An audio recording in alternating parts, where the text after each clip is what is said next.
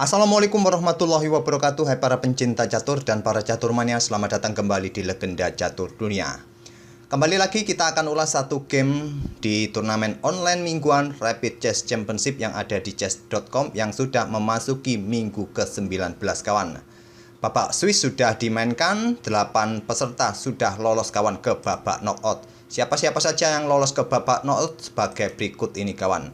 8 pemain sudah saya jelaskan tadi, ada Sam Samuel, Vladimir Fedosev, Dmitry Andreikin, Vincent Kemmer, Christopher Rio, Alexis Sarana, Dani Dubov, dan satu lagi Fokidov asal Uzbekistan. Sebetulnya banyak sekali kawan pemain-pemain top dunia yang mengikuti turnamen ini, khususnya di minggu ini kawan. Yaitu di situ ada mantan juara dunia Vladimir Kramnik juga ikut serta, ada Wesley So, Alexander Grischuk, banyak sekali pemain papan atas kawan seperti yang kalian lihat. Ada Parham, ada Lee Kwang Lim, Abdus Satorov, Vidit, Katakamsky, pemain-pemain veteran juga banyak yang ikut. Tak terkecuali juga pemain kita, Novendra Priasmoro. Sayangnya saya lihat beberapa kali dia ikut, dia tidak menyelesaikan 9 babak kawan. Nanti kita akan ulas satu gamenya kawan, yaitu saat melawan Vincent Kemmer. Ini di babak ketiga melawan Vincent Kemmer. Kita nanti akan lihat permainannya seperti apa saat dia pegang putih. Satu game lagi nanti kita akan ulas, jadi video ini akan berisi 2 game. Jadi ya seperti biasa, akan membuat durasinya panjang, tapi cukup menarik kawan. Game-gamenya tidak terlalu panjang, pendek-pendek kok. Tidak lebih dari 25 atau 30 langkah. Oke, langsung saja ke permainan yang pertama yang akan kita ulas. Saya pilih permainannya Dani Dubov dulu atau Priasmoro kawan. Kita coba lihat permainannya Novendra Priasmoro terlebih dahulu. Oke, langsung ke langkah pertama oleh Novendra Priasmoro yang pegang putih kawan, melawan Vincent Kemmer, Grandmaster muda termasuk prodigi asal Jerman yang digadang-gadang nanti di masanya akan bertarung dengan Ali Reza, Nobdipek Abdus Satorov ataupun Pragnananda asal India. Priasmoro kali ini pegang putih, mengawali permainan dengan pembukaan pion E4, pion C6, karukan defense, pion D4, pion D5, dan Novendra memilih variasi pertukaran. Ingin permainan lebih sederhana mungkin kawan, tidak terlalu kompleks dalam permainan rapid yang membutuhkan berpikir yang lebih cepat untuk menghadapi Grandmaster yang kuat, mungkin itulah pilihan Novendra. Terkadang juga permainan atau pembukaan dengan variasi pertukaran seringkali juga bisa bermain kompleks kawan, walaupun terlihat di awal-awal permainan terlihat terbuka. Dipukul balik oleh pion C dan selanjutnya mengembangkan gajah sayap rajanya agar setelah kuda ini berkembang juga nanti raja segera aman rokade pendek. Itulah rencananya mungkin. Juga dilakukan oleh Vincent Kemmer melanjutkan pengembangan perwira sayap rajanya. Dan di sini pion C3 dipilih oleh Priasmoro, tidak terburu-buru mengembangkan kuda. Dia memilih untuk membuka jalan bagi menteri, membuat bangunan pionnya kokoh, solid. Itulah pilihan Novendra. Hitam atau Vincent Kemmer membalas dengan gajah G4, langsung keluar dengan tempo ancam menteri. Di sini pilihan utama bagi putih adalah mengeluarkan menteri kawan, khususnya ke petak B3. Dengan tempo juga incar pion B7, pilihan nomor 2 adalah kuda F3 atau ke petak E2 kawan. Novendra memilih petak B3 bagi menterinya dan di sini dijawab dengan langkah menteri hitam C7. Biasanya menteri hitam ini yang paling banyak adalah bergeser ke petak C8, berkoneksi dengan gajah, melindungi pion, atau ada juga yang keluar ke petak B6 menantang pertukaran menteri. Petak C7 dipilih oleh Vincent Kemmer dan Novendra melanjutkan dengan pion H3 terlebih dahulu, tidak terburu-buru mengembangkan kudanya. Kalau ke petak F3 kemungkinan ya disikat oleh gajah, bangunan pionnya nanti akan bertumpuk di lajur F. Gajah mundur ke H5, di sini barulah kuda ke petak E2, lanjut Novendra. Dan di sini langkah yang cukup logis bagi hitam adalah melanjutkan untuk pengembangan perwira kawan, yaitu kuda C6, kuda D7, pion E6 agar gajahnya bisa segera keluar. Tapi Vincent Kemmer menukarkan gajah terangnya sikat kuda di petak E2 ini. Dan dipukul balik oleh gajah agar rajanya masih mempunyai kesempatan rokade tentunya kawan. Dengan melakukan pertukaran perwira di awal seperti ini, menyerahkan gajah terangnya, memang langkah ini tidak disukai oleh Stockfish dari hitam kawan. Tapi yang main ini adalah seorang Grandmaster, Super Grandmaster. Tentu 10 langkah ke depan atau bahkan lebih kawan. Dalam permainan rapid pun Grandmaster masih bisa menghitung 10 langkah ke depan dan berbagai cabang-cabangnya. Itulah kelebihan Grandmaster yang sudah terlatih seperti itu. Beda dengan kita kompos ronda menghitung 2-3 langkah. Entah apa yang terjadi di langkah berikutnya kita tidak menghitungnya. Nanti saja dipikir. Mungkin seperti itu cara menghitung kita. Bahkan admin sendiri seperti itu kawan. Itulah kenapa kita tidak menjadi Grandmaster. Oke, pion E6 dimainkan oleh Vincent Kemmer, segera mengeluarkan gajah gelapnya. Dan Prias Moro melanjutkan pengembangan kudanya terlebih dahulu sebelum gajah gelap ini dikembangkan. Gajah D6 berkoneksi dengan menterinya untuk mengincar petak gelap ini. Dan selanjutnya kuda F3. Kuda C6 di sini rokade oleh Prias Moro. Dan hitam tidak terburu-buru rokade kawan, dia melanjutkan dengan langkah kuda ke petak E4. Rokade merupakan pilihan terbaik juga, beteng C8 bisa dipilih ataupun juga dengan pion H6 mengontrol petak G5 ini. Tapi kuda ini merupakan salah satu bentuk provokasi kawan, agar juga tidak mendapatkan ancaman dari gajah gelap jika ingin berkembang ke peta ini. Dan juga tentu saja ini menjadi monster momok untuk menakuti putih di areanya. Langsung ditekan dengan gajah D3 oleh Prias Moro, di backup lebih dengan pion F5. Dan di sini beteng E1 dimainkan oleh Novendra. Kalau kita melihat analisa dari Stockfish lebih menyukai pion C4 terlebih dahulu dimainkan kawan, untuk merusak struktur pion hitam ini. Ini akan menunda hitam untuk rokade kawan, bermain dengan menteri ataupun dengan beteng ke petak D8. Kalau sampai rokade, tentu saja ini bisa dimanfaatkan oleh putih sebagai berikut. Jika dipukul balik, maka putih akan mendapatkan satu pion lagi dengan tempo skak. Dan selanjutnya setelah raja bergeser, kalian bisa sikat kuda dengan gajah. Bisa dipukul balik atau kuda hitam ini manuver untuk ancam menteri, juga memberikan ancaman di sini nanti kawan. Dan kemungkinan menteri akan ambil pion ini untuk menantang pertukaran menteri. Kalian bisa ambil gajah ini kawan. Menteri bisa ambil pion ini atau langsung bertukar menteri. Putih akan mendapatkan posisi yang bagus. Tapi di sini Novendra lebih memilih dengan beteng E1. Selanjutnya dibalas dengan langkah rokade segera mengamankan sebelum ada ancaman. Dan pion A4 dimainkan oleh Novendra. Mendorongnya satu peta cukup atau lebih baik daripada dua peta ini yang dimainkan oleh Novendra. Pion A6. Selanjutnya di sini kuda manuver ke peta G5. Lanjut Novendra kawan. Ingin ancam pion ini memberikan ancaman garbuan atau menantang pertukaran kuda di sini. Kalau nanti kuda pukul kuda saya rasa tidak akan dilakukan oleh Novendra atau bahkan kita. Karena kuda ini cukup kuat kawan dengan dukungan dua pionnya. Ya, langkah yang logis untuk mengusir kuda di langkah berikutnya bagi kita adalah pion F3. Mungkin seperti itu rencana Novendra. Dibiarkan saja oleh Vincent Kemmer, dia memilih membackup pionnya dengan beteng A bergeser ke E8. Dan seperti halnya yang saya pikirkan kawan, dan mungkin kawan-kawan juga setuju dengan langkah Novendra berikut ini dengan pion F3 dimainkan oleh Novendra. Tapi sayangnya kawan, langkah ini adalah langkah blunder.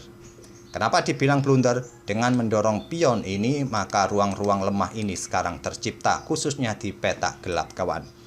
Engine menyarankan pada posisi ini, putih bisa bermain dengan kuda ini kembali ke petak F3. Itulah pilihan engine kawan.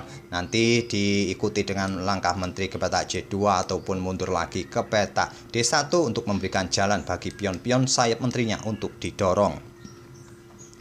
Tapi seperti halnya yang saya pikirkan ataupun yang kalian pikirkan, di sini Novendra lebih memilih dengan pion F3 yang merupakan langkah blunder dimanfaatkan dengan serangan gajah H2 skak. Raja bergeser ke peta F1. Kalau bergeser ke H1 ya satu langkah skakmat oleh kuda F2 skakmat. Raja bergeser ke peta F1 dan selanjutnya di sini ada 3 pilihan terbaik bagi hitam untuk melanjutkan tekanan. Langkah terbaik satunya adalah kuda ke petak G3 skak memaksa raja naik ke petak F2. Nomor 2 adalah menteri ke petak G3 kawan, dan satu lagi kuda ke petak A5. 3 variasi, 3 langkah ini tidak jauh berbeda bagi hitam kawan. Di sini Vincent Kemmer memilih dengan langkah menteri ke petak G3 membuat langkah pengorbanan kuda kawan, yaitu pion bisa pukul kuda. Ancamannya jelas, memberikan ancaman skakmat di sini, ancam kuda juga di petak G5 ini kawan. Dan di sini jika kuda pukul kuda lanjut putih kawan, ya tentu saja akan membantu hitam untuk semakin mempercepat lajur F terbuka kawan. Dan lajur F nanti akan terbuka dan ancamannya adalah ancaman skakmat. Di sini Novrendra lebih memilih dengan langkah gajah yang sikat kuda. Setelah dipukul balik oleh pion F ini, tetap saja pada posisi ini Novrendra menyerah. Permainan cukup cepat kawan, berakhir di langkah ke-19. Permainan masih cukup panjang jika dilanjutkan kawan, jauh dari ancaman skakmat jika dilakukan dengan langkah presisi. Butuh pengorbanan untuk menghindari ancaman skakmat. Kemungkinan di sini langkah terbaik adalah menteri bergerak ke petak J2, dan di sini hitam mungkin juga tidak akan terburu-buru kawan untuk melakukan baku hantam pion karena ancaman skakmat satu langkah jika sampai pion E pukul pion F3 ini. Kemungkinan di sini juga hitam akan mengaktifkan kudanya untuk segera aktif menepati pos-pos ini, lompat ini kawan, dan menteri nanti akan meninggalkan tempatnya untuk sementara, mundur ataupun bergerak mundur ke sini, dan menteri putih menawarkan pertukaran menteri, ditolak menteri mundur, kuda selanjutnya manuver di sini kawan, dan disinilah butuh pengorbanan dari Stockfish kawan. Stockfish menawarkan untuk berkorban beteng. Jika kalian melakukan pengorbanan kuda, ya tetap saja bisa dipukul oleh pion hitam, beteng pukul balik, dan seterusnya. Memang masih jauh dari ancaman skakmat. Nanti di mana raja masih punya peluang untuk bergerak ke pusat kawan untuk menghindari ancaman. Jangan sampai bergerak ke petak gelap karena ancamannya serangan tusuk sate seperti ini. Sampai di sini saya tidak memperpanjang lagi game ini, variasinya masih jauh dari ancaman skakmat, tapi tentu saja kawan dengan kekalahan satu perwira akan mempermudah hitam juga di langkah berikutnya untuk menghancurkan posisi putih walaupun dalam permainan rapid. Itulah kawan salah satu game dari Prias Moro saat bertemu dengan Vincent Kemmer di babak penyisihan, babak Swiss. Satu lagi kita akan lihat permainannya dari Daniel Dubov kawan saat bertemu dengan Parham Mastodo. Langsung ke atas papan lagi dan langsung ke langkah pertama. Setelah tadi pagi kita ulas permainannya siapa? Daniel Dubov saat bertemu dengan Vidit yang membuat kombinasi sehingga Vidit kalah satu perwira kawan. Dan sini nanti akan kalian lihat permainan cantik juga dari Daniel Dubov dengan kombinasinya untuk mendapatkan skakmat ataupun mendapatkan menterinya Parham. Dubov mengawali dengan pion D4, pion D5 oleh Parham. Pion C4, Queen's Gambit, Gambit ditolak dengan pion E6, Queen's Gambit decline, dan selanjutnya variasi kuda dari putih atau Daniel Dubov, kuda C3. Gajah B4, Ragozin defense kawan, dan di sini kuda F3, selanjutnya pion C6, pion G3. Sangat suka variasi Viacento seperti ini dalam halnya Katalan kawan, tapi kita tidak masuk dalam Katalan opening karena bentuk bangunan hitam ini tidak mirip dalam permainan Katalan, malah mirip dengan permainan semi-Slav defense dengan piramida pionnya. Kuda berkembang ke D7, gajah G2, kuda berkembang ke F6, kedua pemain rokade di langkah ketujuhnya, dan menteri C2. Melanjutkan pengembangan menteri, mengosongkan peta bagi beteng yang biasanya bergeser ke pusat, dan di sini pion A5 untuk mendapatkan penguasaan peta di sayap menteri kawan, dan beteng D1. Beteng E8 dan gajah F4 untuk mengontrol petak-petak gelap ini kawan dari aktivitas menteri, aktivitas gajah, ataupun pion ini didorong maju. Tidak mungkin lagi pion ini didorong maju, artinya membuat langkah pengorbanan kawan karena peta ini masih cukup kuat dengan kawalan 3 buah. Di sini Parham memilih untuk membuka permainan. Pion D pukul pion C4, mengosongkan peta mungkin bagi kudanya manuver, kuda satunya siap menempati peta F6 dan lajur D semi terbuka jadinya. Direspon dengan langkah kuda ke peta E5 menantang pertukaran kuda atau ingin rebut pion hitam ini kembali kawan. Dan tantangan pertukaran ditolak, Parham melanjutkan rencana mengisi peta kosongnya dengan kuda D5, menantang pertukaran kuda atau incar gajah gelap. Dan Daniel Dubov memilih ambil pion C4. Oh iya, kenapa pada posisi ini hitam tidak melanjutkan pertukaran kuda seperti ini kawan? Karena masih bisa dipukul balik dengan pion D, ancam kuda discover attack. kuda mundur ke petak D7. Di sini kuda akan lompat ke petak E4. Ya, nanti bisa menempati pos ini nantinya kawan. Kalau di sini menteri bergerak ke petak C7, kuda lompat ke sini tetap. Jika disikat oleh gajah, masih bisa dipukul balik oleh beteng. Beteng satunya nanti siap untuk ditumpuk juga. Ini akan memberikan inisiatif bagi putih untuk menyerang. Oleh karena itulah hitam tidak bertukar kuda tadi, menempatkan kudanya di pusat. Dan Dubov juga tidak melakukan pertukaran kuda, dia ambil pion yang ada di petak C4. Tapi merelakan gajahnya bisa disikat oleh kuda hitam. Ini dilakukan oleh Parham, dipukul balik oleh pion G. Dan dua pion ini bertumpuk di lajur F, tapi mempunyai lajur G yang semi terbuka. Bisa dimanfaatkan oleh betengnya kembali bergeser ke lajur G nanti. Kuda mundur ke petak F8, membuka petak-petak bagi pengembangan gajah ataupun menterinya. Di sini pion E3, memperkuat bangunan pionnya kawan. Juga mungkin mengosongkan petak bagi kuda jika ingin meninggalkan petak ini untuk melepaskan diri dari tekanan. Selanjutnya kuda G6. Kuda ke E4 tidak memilih mundur ke sini kemudian ke sini, dia langsung menempati spot petak pusat, dibalas dengan gajah mundur ke E7.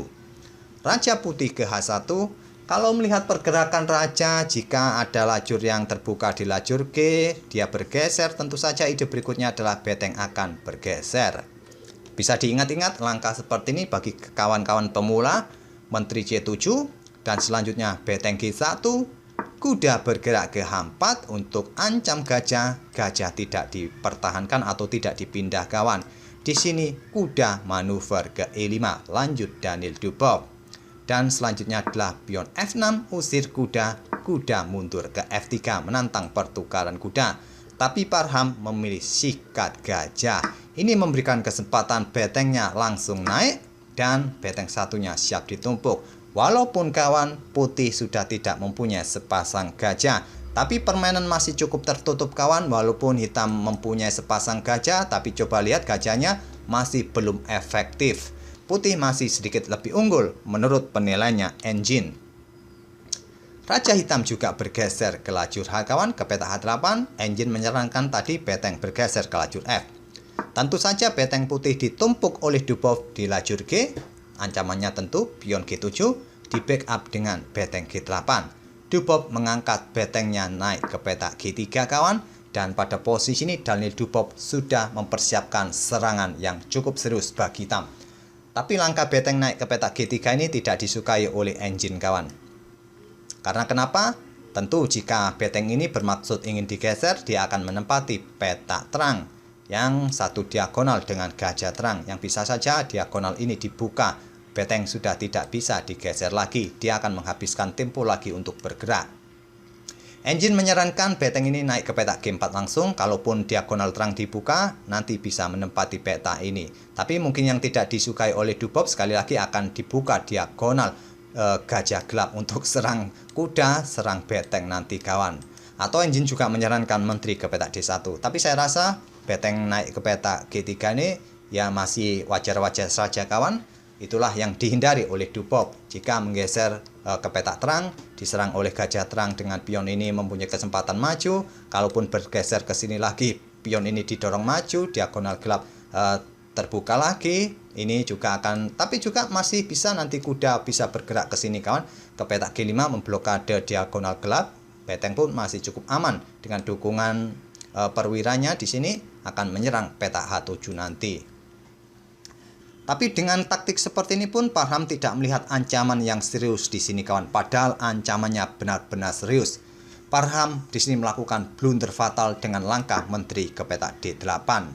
Dan sekarang posisi putih kawan benar-benar dalam ambang kemenangan, 95% dalam posisi menang. Silakan pause video ini untuk beberapa detik dan coba temukan langkah brilian dari Daniil Dubov di langkah berikutnya untuk memetik kemenangan. Karena setelah langkah ini, Parham langsung menyerah kawan. Jika kalian jeli melihat posisi beteng, posisi kuda, posisi menteri, inilah kuncinya kawan. Coba perhatikan. Nanti yang didapat adalah skakmat, paling tidak menteri hitam jatuh. Itulah petunjuk dari saya, dan apakah kalian sudah menemukannya langkah brilian dari Daniil Dubov ini? Dubov membuat langkah pengorbanan kuda ke petak D6. Ini membuat Parham menyerah di langkah ini kawan, di langkah ke-23. Tidak panjang gamenya, hanya 23 langkah saja. Ancamannya bisa skakmat atau menteri tewas. Lihat diagonal terang ini terbuka kawan, bagi menteri incar pion ini disusul beteng skakmat. Jika ancaman skakmat ini diantisipasi dengan pion G6, maka selanjutnya adalah seperti ini kawan, kuda F7 skak, menteri tewas. Kalau andai saja kuda ini tadi langsung diambil oleh menteri ataupun dengan gajah, terserah kawan, ancamannya skakmat di sini kawan. Inilah ancaman skakmatnya. Beteng 1 mengawasi lajur G, raja sudah tidak bisa lari, maka skakmat kawan. Oleh karena itu di posisi ini setelah kuda melangkah ke petak D6, Parham langsung menyerah. Karena dia sudah tahu ancamannya kalau tidak skakmat ataupun menterinya tewas. Itulah kawan 2 game untuk sore kali ini. Dari permainannya Daniil Dubov lagi, dan satu lagi tadi dari permainannya Novendra Priasmoro. Semoga permainan para pemain tadi bisa menghibur kalian dan memberikan wawasan dalam permainan Queen's Gambit Decline atau karokan pertukaran. Kita akan bertemu di video-video berikutnya. Terima kasih. Wassalamualaikum warahmatullahi wabarakatuh.